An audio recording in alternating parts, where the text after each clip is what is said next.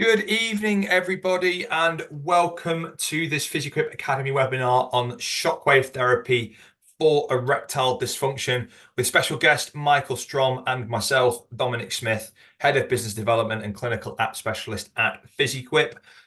Now, this session, if you're familiar with our webinars, they'll be split into two sections. First part, presentation from Michael, who set the scene in terms of how shockwave is used for erectile dysfunction, a few of the bits in between. And then we'll go into our second part of the webinar, which is a Q&A session, question and answer session. For those live attending this evening, any questions that pop into your brain, you have a Q&A function at the bottom of the screen. Add your question in there and we will endeavour to get that answered. For those who are watching the session back, if you have any questions following the webinar, you can email them into info@physiquip.com and we'll get the answer sent back to you from there as well. Really excited about this one. For those who attended our previous webinar on shockwave technologies for men's health in general, we're now delving into a little bit more detail specifically for erectile dysfunction. So I'm gonna shut up and hand over to you, Michael, and you can go through your presentation. Thank you. I'm just gonna make sure it works. Perfect. For those who don't know me, I'm Michael Strom. I'm a manual therapist from Copenhagen. I'm sitting in my clinic. This is how I work normally. I haven't dressed up just for the occasion. I've been doing shockwave since 2016. The last many years, I have mainly been focused on the men's health condition. So last year, I did some very nice speaks in Colombia, Bogota. I was on the chair on ISMST urology session. I'm a former Army veteran. So I have a wide experience, and that's what I'm trying to bring in for you today. So just know, erectile dysfunction, 10% of men between 50 to 80 years old will have reported complete absence of erectile function.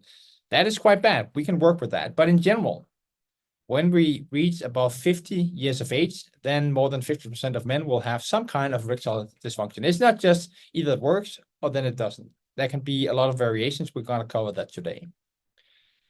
This is from a study done in Denmark in 2017. It's the biggest cohort study of sexual habits in a population. That is very, very interesting. And I'm going to take some other numbers from that later. But this is lack of sexual desire. So if you look at it, when male increase in age, the lack of sexual desire is increasing. For females, it actually starts decreasing when they get older. So just try to think about why that could happen. The next thing is that if you know Maslow and the pyramid of needs, then we have changed in the society today. In general, we are quite wealthy. We have the basics, we have our food, we have shelter, we get sleep, clothing, and then we move up the ladder. And then it's something else that matters. Maybe that's why that in the 60s, 70s, and 80s, people are still quite sexually active and start to report the lack of function because now it's something that's important for them. It wasn't that in our grandparents' generation. So just bear that in mind, that the psychology is also a really important thing when you deal with men with erectile dysfunction, even though we want to work with the shockwave. When we go back to the study from Denmark, then you can see how it increased. And this is just the age distribution. So when we get older, it will be more prominent. But if you look at the 25 to 34-year-old, there's still some people with ED. What I see in the clinic is that is more mental, is more stress-related. Of course, there can be serious diseases, but we see the more vascular erectile dysfunction when we reach the 50s, 60s, and 70s. So just remember, the cause can be very different. We have the different devices, the three main technologies, electrohydraulic, electromagnetic, and the pizza wave that we're also going to work with when I come to Manchester next week. It's generated in different ways. I'm going to show you a lot of studies that just displays that everything works, but we can trick it around in different ways, and that's important to remember when you read the studies. In general, when we have the electrohydraulic and electromagnetic, when we increase the energy, the focal zone will be bigger. When we work with the pizza wave, then when you increase the energy, the focal zone will decline a bit. So if you know the specific applicator you have, then you can tailor the treatment very, very specific. And then we also have the linear probe. That's quite interesting and what we're gonna look into when we do the workshop next week for ED treatment. The reason why that is interesting is that we can get a wide amount of energy, very specific into the corpus cavernosum. That is the most important thing. So we can cover the entire corpus cavernosum with the device, and then we just fan back and forward or from side to side. So when we look at it, then you're gonna cover a big area of the penis compared to a point focus therapy zone, like the electrohydraulic or electromagnetic. With that said, everything works. We just need to figure out the amount of pulses and tailor the treatment to the specific client. A bit of anatomy, we're gonna talk more on that when we do the workshop next week. I hope a lot of you will join. We have the corpus cavernosum, we have the spongiosum, where we also have the urethra. We have the two arteries in the penis, in the corpus cavernosum. And remember, these are just about 1 millimeter in diameter. So it's very small. So that's very prone to be clotted up by cholesterol or fat that's in the system. We have the dorsal vein. That is a big blue one in the middle. That is what's gonna hold back the blood. So if you block that, you're gonna get the erection. So that's also why pelvic floor is quite important.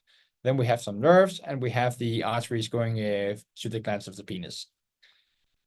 If we look at the nerves, that's interesting. Pudendal nerve is really important, both for pelvic pain, but also for erection, because that's where the signal is going to come into the pelvic floor. That's also why when I work with ED, I also work with the nervous system on the sacral part of the spine and the lower lumbar. Again, if you look at this one, you can just see going into the penis that the pudendal nerve and its branches is going into the penis. So if it doesn't work, if there's too much tension in the area, that can affect the erection. So that's also why when you do the examination, look for the tension of the pelvic floor, do palpation, do ultrasound, make sure that they can actually use the pelvic floor. Otherwise, you can treat a lot without having any effect. So when we look at erectile dysfunction, this is what you will see if you go to the doctor. You're gonna get the blue pills, the white pills, the yellow pills, or you can get the injection. That is not what we want to do. And injection is quite interesting because that will give you an instant erection within 5 to 10 minutes. The issue is that when you're gonna do it, you're gonna sit with this needle and then you're gonna stab it in. And I've been having clients on these injections, and they always say, this is so much easier if I have a half bottle of red wine, because then I don't really feel when I put it in. We can work with shockwave, and sometimes they won't respond to the pills or the injections. Then we can use shockwave to make them respond again. So that is a quite important thing to remember. So even through they don't have respond, we're going to turn them into responders, and we're going to work with the lifestyles. So if we look on some of the factors, something that's good for erection is exercise, physical activity, a balance of insulin, testosterone. Testosterone is growing a lot right now. But remember, doesn't matter to do testosterone supplement if the basic lifestyle is not in place. Then we get more effect with the shockwave. Normal weight, quite essential. So if you have obesity, that will increase inflammation, hypertension, metabolic syndrome, atherosclerosis. So we're gonna get these clots into the arteries, cardiovascular disease, everything, something that's bad for erection. We don't want that. So just remember this one. This is a very good way to describe for clients what's good and what's bad. This is numbers from 2018 from Eli Lilly and Bayer. This just shows the annual turnaround in million US bucks for the biggest PDE5 inhibitors. That is a huge amount of money used on pharmacy for pills. So that's also show that there's some quite good options to work with shockwave instead of just using a medication as the first go-to. The next thing with the PDE5 is there can be different kinds of side effects. When you're going to see your clients, maybe some of them will be on one kind of PDE5 already. If they experience the side effects, then talk with them. ask them to talk with their doctor about changing to another type of PDE5, because there can be a difference in how people respond. The same if they don't have effect, make sure that they talk with the GP on changing the type and see how they can respond when you combine with shockwave. Diagnostic is the most important thing if you want to be successful in men's health. This is the European Association of Urology guidelines for sexual and reproductive health. I follow this quite close. So you're going to start with comprehensive medical and sexual history. You're going to do that before you say, okay, we're just going to take the shockwave and give you X amount of sessions, because we need to make sure that they can respond. We need to look into what is the threat, what is the curable causes, what is the reason for the dysfunction, what can we do with lifestyle changes, what is it, nutrition, alcohol, smoking, sleep, stress. And then maybe we also need to look into the more mental part and do some sexual counseling. The typical treatment types is the injections, vacuum devices, just like this one. This is very efficient as a supplement. The PD5, the blue pills. And then for the first time in 2023, they included shockwave for erectile dysfunction. So that is a proof of it's working. Otherwise, it wouldn't be in the European Association of Urology guidelines. What they don't recommend it for so far is for nerve-sparing surgeries for radical prostatectomy, but we're gonna see some very nice evidence that it's a vital part of the rehabilitation for the condition. Before you do anything, do the International Index of Erectile Function test. That is 15 questionnaires. You can also do it as a short version, the IIEF5, where you're gonna get some good questions and information about the sexual health. Basically, you're gonna get answers on erectile function, orgasmic function, sexual desire, satisfaction with intercourse, and general satisfaction. So then we can grade it in the domain A, that's gonna serve for the vascular part. We have these different categories. The more severe, the more amount of session, the higher amount of pulses, the more we need to modify. If it's mild or no ED, it's quite easy to enhance the function. Body composition, again, as I said, weight is really important. So make people do the lifestyle change, because if you have high visceral adiposity, visceral fat around the organs, have a high waist to hip ratio, that will increase the risk of erectile function. And it doesn't need to take that long to make a difference. This is actually my own numbers from last year when I started training again. I lost 6 kilos of fat in 6 weeks just by changing my exercise domain and working more with nutrition. So I went from being overweight to being muscular. And again, exercise. We have a Danish researcher that did a very nice study back in 2021 when it came out, 22. 4 times 40 minutes of moderate to high intensity exercise a week can decrease the risk of cardiovascular disease and erectile dysfunction with 10 to 15%. Who can't find 4 times 40 minutes? So that's what you're going to recommend when you do the shockwave treatment. Smoking, we know it's bad. It's going to create damage to the endothelial tissue in the penis. It's going to decrease the function. It's going to bind up the NO. That's important to get the release so you can get the erection. What I was really surprised on when I saw this study is if you have a severe case of erectile dysfunction that's above 50 years old, 60, 70, and 80, and they smoke 26 a day, then they won't regain very much function by stopping with smoking. Of course, they should do it by general health, but it won't restore their function if they do it below the age of 50.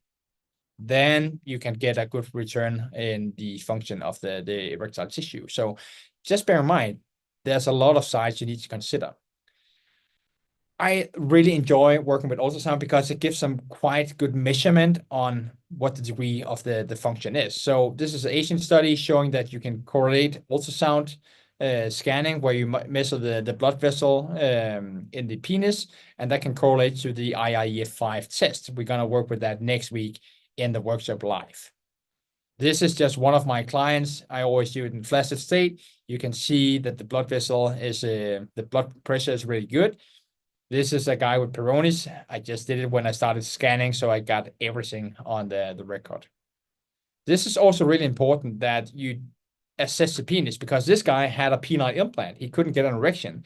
Then there was infection, so they had to take it out. And you can actually see on the picture where they did the insertion with the scalpel and put in the inflatable part. So he has a good blood flow, but the structure of the penis is really corrupted. There's a lot of fibrosis. Therefore, he couldn't have a good erection. We made him having a decent erection with pills again, but it requires maintenance. So when we look at the treatment options as before, we have the different blue pills, and we, of course, have the shockwave.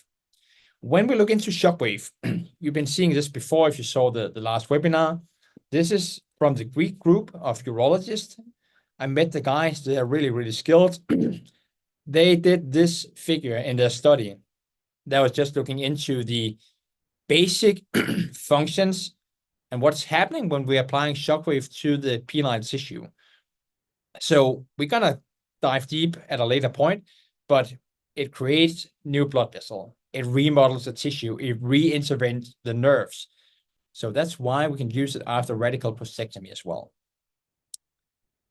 Just to clear one thing, everyone is talking about radial shockwave or focused shockwave for ED. This study compared radial versus physical exercise and a combination group. If you do the combination, of course, you will have good results. If you do the standalone, then you're going to have better result with doing physical exercise 3 times a week than doing radial shockwave on your penis. So just to put it down, we don't do radial for erectile dysfunction. It will be a very short-term effect, so it's not worth to spend time or money on. This study looked into radical prostatectomy, and it just shows that the function increase, erectile hardness, EHS, increased significant in the treatment groups, and this is with different devices. So we had a significant improvement no matter what device when you do the right protocol. This study is one of my favorites. It just shows a significant difference between shockwave treatment and sham for diabetic patients. And a lot of these patients was not responding to PD5 before. 55% is turned to being PD5 responders after the treatment. This is done with an electrohydraulic device, 12 treatments, relatively low energy, but it's one of the studies that really can justify why we can do the treatment even for severe cases. This is done by Ecomotil, again, also after radical prostatectomy, and you can just see that after 6 and 12 months, we have a significant difference in the treatment group compared to the sham. We need to start right after surgery, as soon as the PSA numbers is cleared. This is also one of the really good ones. It's done with an electromagnetic device. What I really like about this study is that it shows that if you start right after the surgery, within the first 3 months, they've been doing different kinds of protocols, then the long-term effect on potency rate is significantly higher than the control group that doesn't do anything and the group that do the PD5 right after surgery. If you do the PD5, you're going to have better function within the first year compared to the shockwave. But if you do the shockwave, you're going to have a better long-term results. The reason is that we re-intervene the nerve, we remodel the tissue, we increase the healing after the surgery. So what if we just combine the two modalities, the PD5 and the shockwave right after prostate surgery? Then we can actually have some quite happy guys coming out in the long run. And the intercourse rate is also higher after 5 years. That is quite impressive. Another study also looking into the linear shockwave, as we have here from the picture device, showing that if you compare with tadalafil, that is PD5 on demand, compared to the shockwave, we're going to have better results in the long run compared to the pills. Again, we work on regenerating the tissue, creating more blood vessel. If you combine it, you're going to have a better function, but it doesn't have to be one or the other. You can combine. This is a study from Hartmut Post. He did a review of 350 patients with Peyronie's disease, erectile dysfunction. He has right now 8 devices in his clinic in Germany. And he did a review where he just compared different studies, different equipment, and we can see that everyone is having effect, but the protocols is quite different. Some is doing 12 session, 1,500 pulses, that is electrohydraulic. Then we have electromagnetic doing 3,000 pulses, 5 sessions. We have the electromagnetic from Renova, Direx, 3,600. We have the pizza wave, 4,000 pulses, 4 sessions. So again, there's a lot of different protocols out there. And what's really important is that you're going to tailor it to the client. It doesn't matter that we have some very nice studies if we can't translate it to something that can work for the person sitting in front of you. So if we have someone with the severe erectile dysfunction, lots of medication, diabetes, stress, we need to address the root before we just gonna say, okay, we're gonna do 6 sessions. No, maybe we need to do 12 or 18 because we need to adapt to the specific client.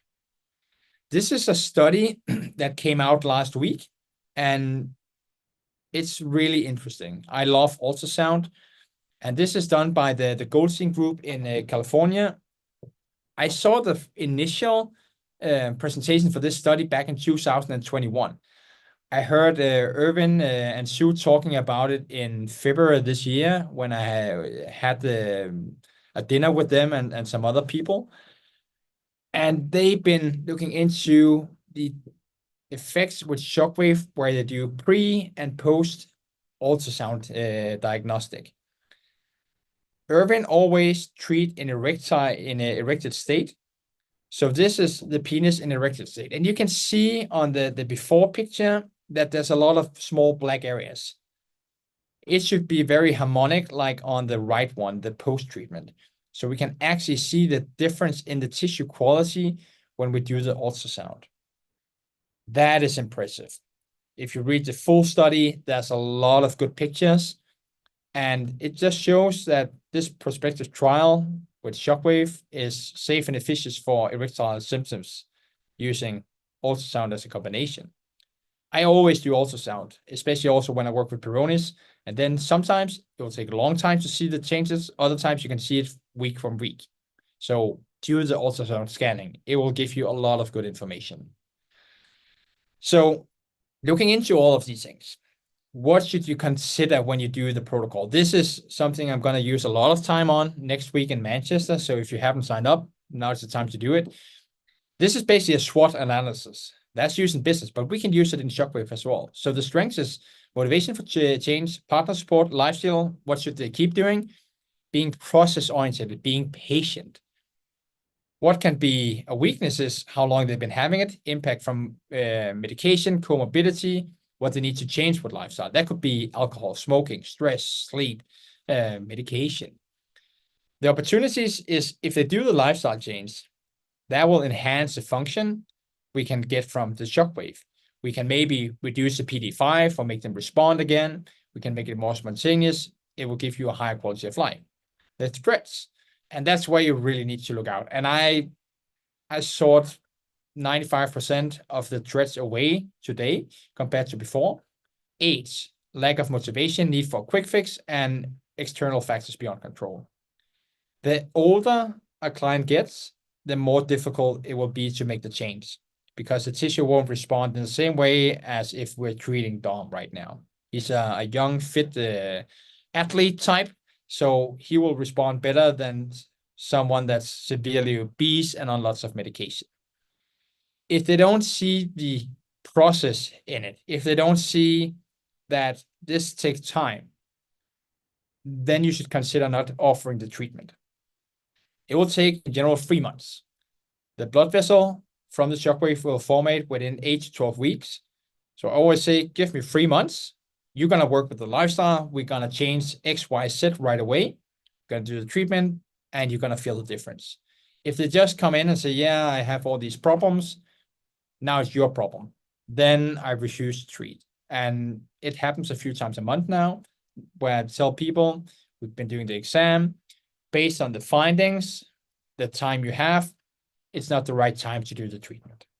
So look into these things. What we can expect is in general that we're gonna increase the response to PD5 or reduce it. We can get about 1 level progression in general. Better to be conservative. We can't do magic. So it's not like I don't respond to the injection. I want to be like when I was 18. That's not going to happen. 1 level of the time compared to the IEF5. And of course, I also have cases where we blow the roof off these cases. We can do a eval after 3 months. Then they should have been noticing something, depending on how you've been building the protocol. This is a case I just had the other day. It's not with the piezo device, it's with another device. But it just shows some things that I wanted to point out because I do this tracking of my treatments. And the Adams score is the androgen deficiency measurement. So that can be a picture of your testosterone level. So this guy, he's 72 years old. He's coming in August. We do the examination. His blood vessel is actually okay, but there's issues with the tissue quality. So he scores an 8. That is a severe erectile dysfunction. We do 6 treatments. He came in for follow-up Monday, and he's already on 19. That is a really good improvement. But his Adams score went from 28 to 38. What he did was increasing the exercise, more activity, reduced a bit of the carbs, the pasta, the potatoes, ate more veggies. In the combination with the treatment, we did some different exercises. So normally this would what you will be seeing if you've been doing testosterone replacement. This is just from the lifestyle. That is why I just took it in today, because this is just awesome. So quite big improvement. He could feel more volume on the penis. He felt like he did 20 years ago. That is quite good. But again, he was motivated. What we're going to do now is we're going to do a monthly session just to keep everything as it is right now. Because when you have high age or you have a stressful job, then you need to maintain for some of them because they're not going to change all in the lifestyle. So my thoughts for this before we gonna go over to the Q&A, do a proper diagnostic. That is absolutely key to have success in this. And it doesn't matter if it's ED, Peyronie's disease, pelvic pain, Achilles tendon, proper diagnostic is key. If you feel that you can't get through to the clients to make them understand that it's also about the lifestyle, then it's better to say no. You don't have to treat everyone. You can't help everyone. I learned it in the hard way. I've been doing my mistakes. So now I'm much more aware of when to do and when to not do treatment. And I'd rather want to tell them upfront with the things you want to do, the things you're willing to invest or you don't want to invest in. It's better that you go home and do 3 months of lifestyle change, and then you can come back. You can also go to some of my colleagues. I'm sure they will be more than happy to help you, but just know that the likelihood of you having good results that you want to expect, again, going from no function to be 18 again, that is not going to happen. So I'm not the right guy for you. That is okay to say.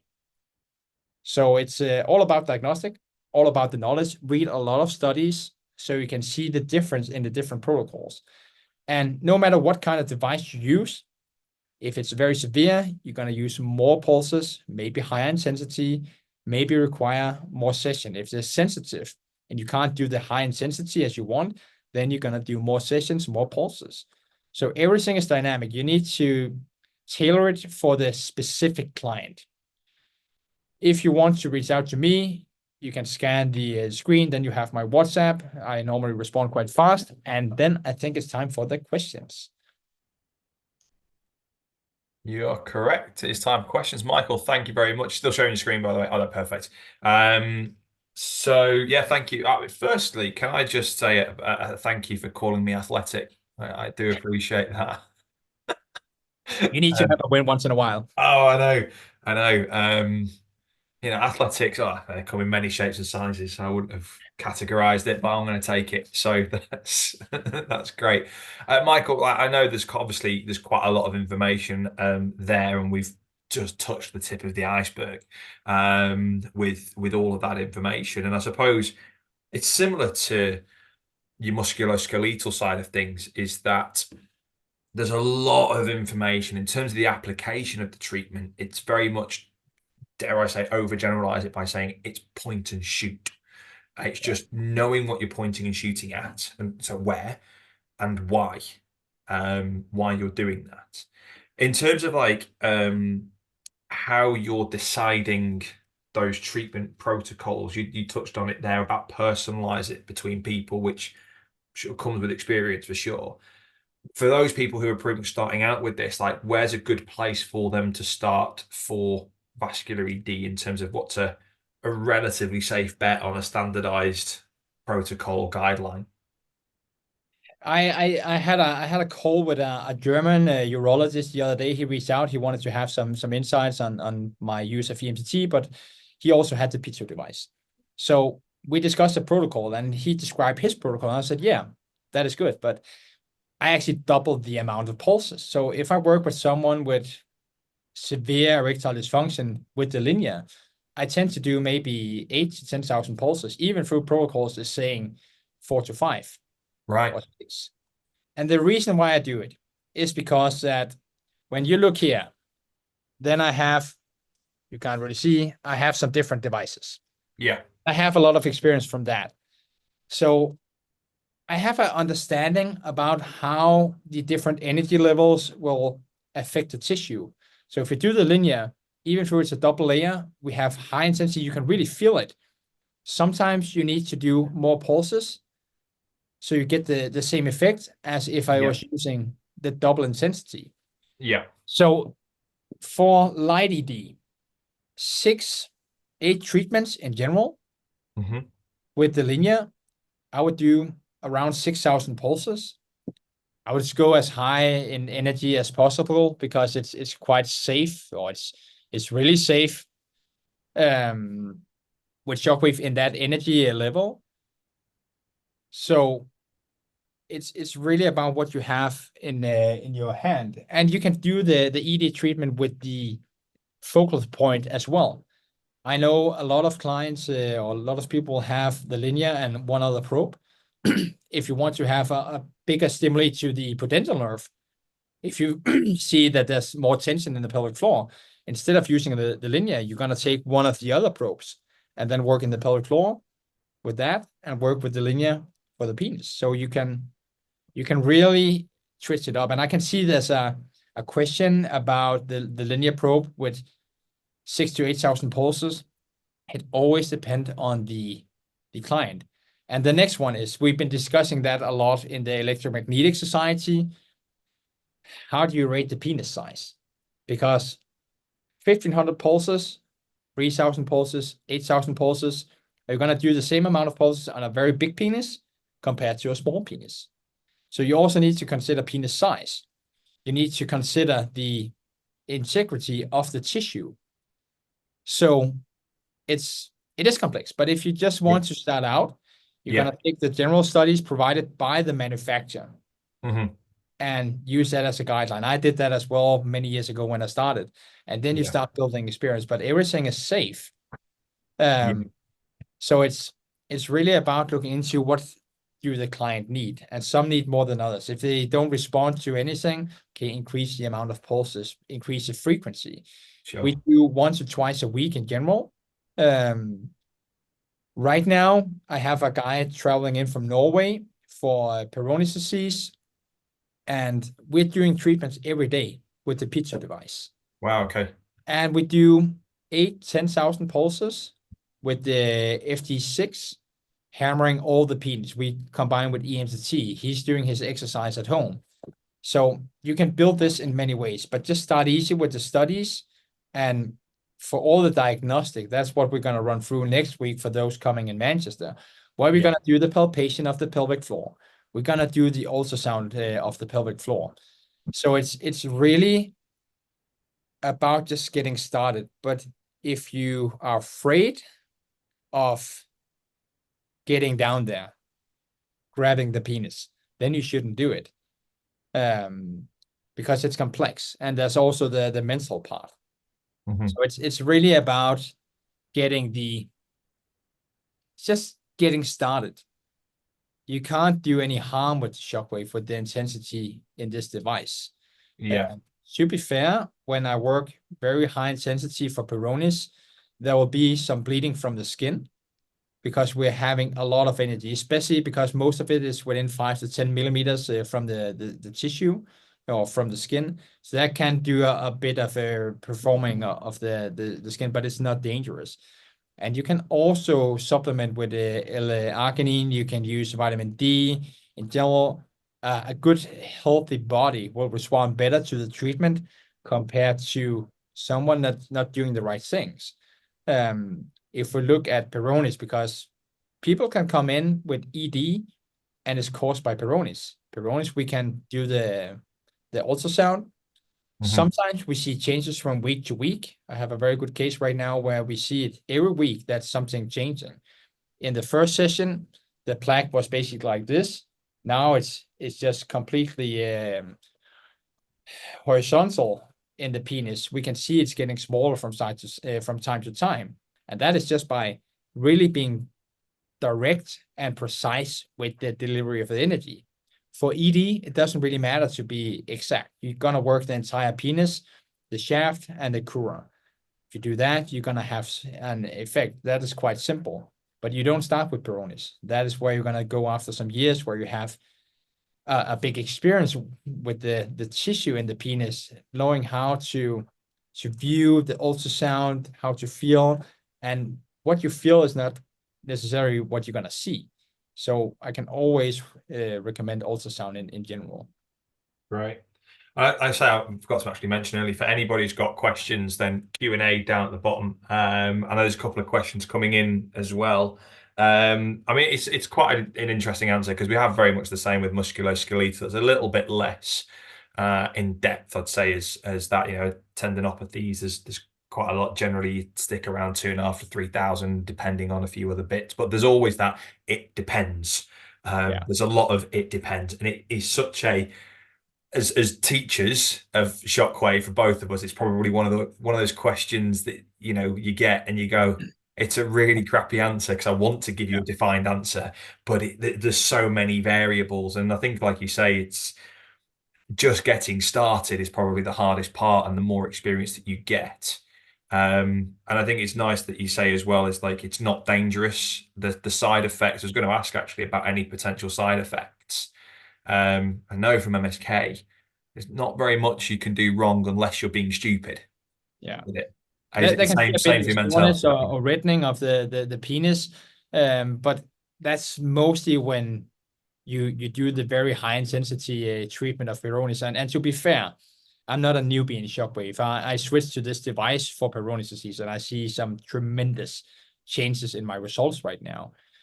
And I've been pushing the limits together with Rasweiler and some of the other big urologists in EAU, because we've been discussing that we need to do high intensity for Peyronie's, but you don't do that for ED. And I always recommend that you start with erectile dysfunction. You can work with pelvic pain. Peyronie's disease, you only do it if you have an ultrasound device. You can feel the plaque. You can feel something. But I guarantee you that I've been scanning hundreds of penis now with Peyronie's, and there's not two that's the same. So I can feel something here maybe. Then it can be the tunica that's calcified. The tunica can be swollen. There can be a hard plaque. There can be several hard plaques. That can be down in the base. And I don't know what kind it is unless I do the scan. When I just palpate, I can feel there's something there. I can Mhm. feel a knot. And I've been seeing everything from plaques that's like 3.5 centimeters long. I've been seeing plaques that's 1 to 2 millimeters, creating a bend that's 90 degrees. So to answer the question about the ultrasound, you can have results with working without ultrasound, but you're gonna be guessing. Mhm. And if you do the wrong assessment, then you can really screw up. Let me just find something that can show you. Sure. If you look at this, this is the penis inside. The white stuff, that is the tunica of the penis. I've been seeing clients where this entire area around is completely calcified. And then you can't do just a single approach. Then you need to work with all the tissue, but you need to know it. You need to look into the depths. Of course, you can say within 5 to 10 millimeters, it will be in general, depending on the applicator, but you don't know how big extent you're going to have. So it's really all about knowing what's inside. Yeah. And if you come next week, I'm going to show you a lot of pictures on ultrasound on how plaque can be presented. And when you see it, you just know that you know nothing. And that was how I started as well. I thought, okay, big plaque, big curvature. Then I had that 3 centimeter one, 5 degree of curvature. And it's the same for ED. Look into what is the size of the artery. Is there any plaque inside? How is the structure? Can you see if it's homogeneous or is it more like all these dark patterns? Look into these things. So you can do treatment without ultrasound, but if you really want to be sure, and especially with the way treatment courses normally set up for ED and Peyronie's, then you want to have the ultrasound. And that is just being honest. I really been having a lot of cases where the ultrasound has saved my ass. Yeah. Oh, cool. Sorry, if you get any background noise, by the way, my little boy's just going for his bath, so I might have a little bit of, you might hear a bit of noise, but it's fine. But no, I think, and just to kind of like clarify with that particular question, without ultrasound is treating Peyronie's with shockwave pointless, would you say you could still treat it without ultrasound, but like you say, you're probably just guessing, so the likelihood of you getting the outcome that you desire might be limited? Yeah, because Right in surmising it that way. You can't feel the specific.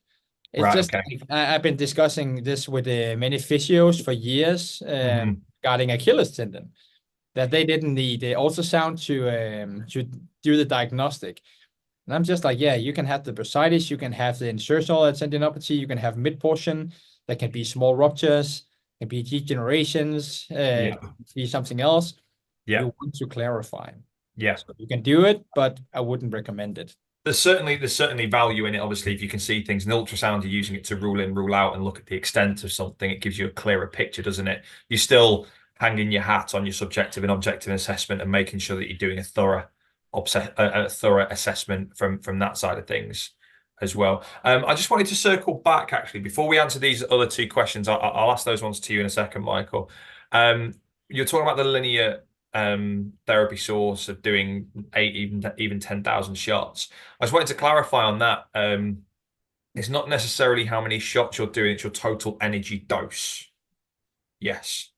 So, and for people who don't know what total energy dose is and why a linear is 10,000 shots versus a focus pinpoint, which might be 3,000 shots, can you explain why that's so different in terms of the total energy dose? It's about the amount of energy that's delivered into the tissue and how you distribute it.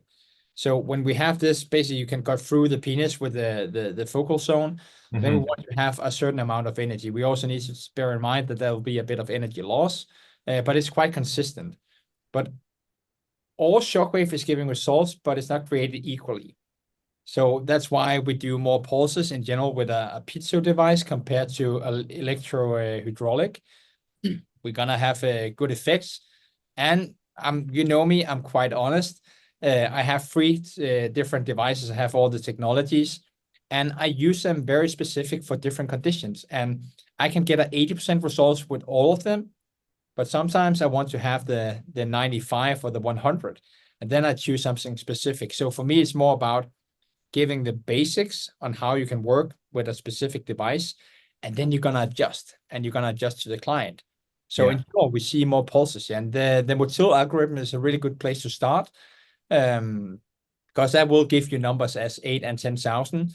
And if it's severe, then you're gonna go directly to the 10,000. Sure. Because you want to have a lot of things going on in the tissue. but it's Sure. complex. It's been taking me years to understand the difference between the different technologies, and I'm just trying to get as much as possible out to you guys, so you also can understand why it's No, different. absolutely. And again, before I go into these two questions here, I wanted to circle back and just clarify with the other diseases and conditions that we need to consider when we're dealing with erectile dysfunction. So for you, your experience, like what are the big red flags of diseases, conditions that, you know, people who are venturing down this world, already in this world, what do they need to be aware of? They need to be aware of possible heart failure.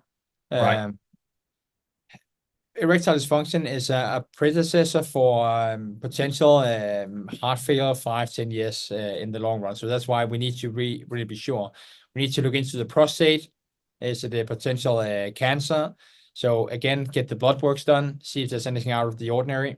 You can do the ultrasound scanning, and I know there's a question around ultrasound already, so I'm just gonna wave that into it. Yeah, sure. So I I had a client some years ago where we did all the things. We did the ultrasound. I always use linear for assessing the penis. I have different types. We did all the right stuff. He was obese. He was losing weight. He was doing the right things. We agreed on a follow-up because there wasn't really happening anything. Then he canceled the follow-up because he's been hospitalized again with acute heart failure one more time. He already been having bypass. So if you Wow. have these guys bypass, having different heart surgeries before, lots of medication, just be aware. So I bought this one or another device where I could do a quick assessment of the ejection fraction in the heart, just looking at the mitral valve and the left ventricle. How is the heart pump function? Is there any right dilation? Are there any fluid around the heart? Because in that way, I can screen if I don't want to do the treatment and refer back to the cardiologist or the doctor. Is that one the phased array Yeah, trans? that's Yeah, it's phased. Yeah, this is okay. for doing the heart. Yeah, yeah. Then I also have the convex one to do transabdominal assessments of the bladder or the prostate. And if we really want to get down for business, I had a very good training last year with a Swedish urologist. I learned him to do the penile flow assessment. He learned me to do the prostate exam. Wow, So okay. I have a quite comprehensive setup. Yeah. And I always define when the client is coming in what is necessary. The check of the heart is always a standard unless they've just been going to the cardiologist. Hmm. Otherwise, always check for the prostate quite fast. We can also do the palpation, but I can always see with the scan if there's anything to be aware of. So Yeah. prostate, heart, diabetes, if you can see severely obesity. I also have the body measurement that I do. Yeah. So that way I can get quite a lot of information. But again, when you do your general health check, do your general assessment, any heart diseases, how's the blood pressure, cholesterol, anything else, then you're covered quite well. I suppose if for those that don't do diagnostic ultrasound, or they might do it in MSK, but they might not do anything for cardiac or any of those other areas. Refer to the cardiologist. Advice just to refer off if you're considering anything like that, is get all those boxes checked off first. Yeah, It makes a lot I'm more very pictures. lucky that I have some good friends that's both a hematologist, a cardiologist. So Yeah. I have a cardiology fellow coming down and teaching me how to do I mean, the that's a great bit of advice in itself, though, isn't it? It's just like if you're going to go down this area, you want to provide a full rounded yeah. service. It's not. It's I suppose it's more that it. Well, not suppose it is just. It's more than just having an erectile dysfunction and just shock waving it for 6,000 shots, of which I'm sure there's probably some cowboy clinics out there just doing that and not necessarily doing the full screening. And it's like if you're going to do this and make sure you put yourself in the best position possible, obviously to get clinical outcome, I've been provide the finding full rounded. hernia during the scans. I've been finding heart arrhythmia Right. quite often because when I do the assessments of the flow in the penis, I can see the heart rate. So Hmm. I've been sending a few to a cardiologist afterwards. I've been Yeah. seeing reduced heart function as well. Luckily, some of these guys have been aware of it already, but that is just some red flags that you need to cover. Yeah. Uh, Today, with some of the ultrasound devices, I have a device where you can do an AI guided assessment of the heart. That was where I Uh, started. Then my cardiology fellow friend gave me some of her courses, and then I just bought so I could do it fast and efficient. in my big device, but it's quite easy to obtain devices where you can do it and get the training as well. Yeah. No, great. In terms of the question that's come in as well, there's a couple more pre-submitted here that I need to just cover for those who weren't able to attend the live session. But what one of the attendees on the live session have just asked is, when would you not recommend using a vacuum pump? If there's any suspicion about thrombosis, otherwise I would in general recommend it. We use it for Peyronie's as well. It should be a standard part of erectile rehabilitation after radical prostatectomy, because it will force blood into the penis. It Right. force blood into the corpus callosum. You're gonna get an expanding of the tunica, so it also works with the flexibility. Remember that the erectile tissue needs to be able to enhance and stretch about 25 times to be completely erected. So if there's anyone that's like severe, more than 2-3 years, it can be a good idea. For Peyronie's disease, it's just a standard part of the treatment. Always combine it with the vacuum device. Right. Perfect. And in terms of a couple of the pre-submitted, I'm glad this one actually came up because it's around a particular research paper on linear shockwave, which is the Fajeki paper for Heki, 2018, looking at linear shockwave. Now, I know this paper. I know it's used by other companies to discredit linear shockwave. We did have that conversation about LinkedIn, didn't we, on LinkedIn?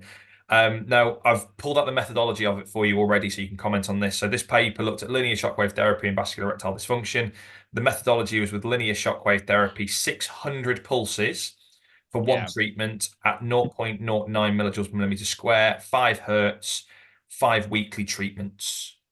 Yeah, we discussed already. I met Fujeki at an expert meeting within the EU Key Opinion Leader Summit in February. We discussed it a bit. It's a conservative protocol, and people will always cherry pick what's best for the cause. So that is just one study. We can always find a study for no matter what kind of device it is that will say that this doesn't work, this work. So again, when you want to look into it, find 10, 15 studies for the device compared to other devices and use your common sense. So it's just think it's conservative. It's not necessarily about, like you say, it's a conservative treatment. They actually even mentioned in their discussion that they went conservative because I think they miscalculated how the linear might have the effect. They went the other way thinking because it covers more, you might need less.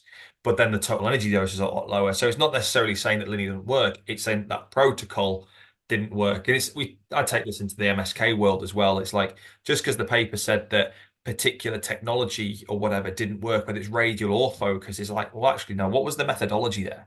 And what was even the inclusion criteria? Because some of them, it's just like, well, yeah, the criteria they got weren't quite right or whatever it is. This is always a big discussion, no matter what device it is. In general, people want to make a study where they can confirm or say no to something that's been done before. It's very rare that someone is going completely off the reservation, trying something new. Goldstein is quite good at that, just saying, screw you guys, I'm going home, and then I'm going to do something completely different because I know this will be the way.